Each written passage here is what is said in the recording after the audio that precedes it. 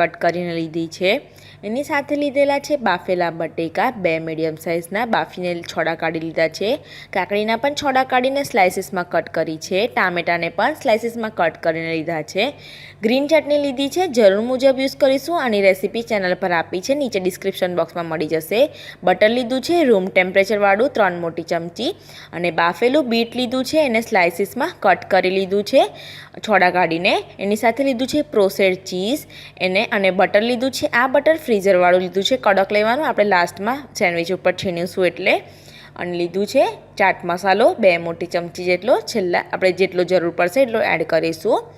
હવે આપણે સેન્ડવિચ બનાવીએ તો સૌથી પહેલાં આપણે બ્રેડની ઉપર બટર લગાવવાનું છે। જે સોફ્ટ બટર રૂમ ટેમ્પરેચરવાળું લીધું છે તે બટર લગાવીએ, જેથી બ્રેડની ઉપર ઇઝીલી સ્પ્રેડ થઈ જાય। અને બટર થોડું વધારે લગાવવાનું, જે રીતે લારી પર લગાવે છે એ લોકો, એ જ રીતે આપણે થોડું વધારે લગાવીશું।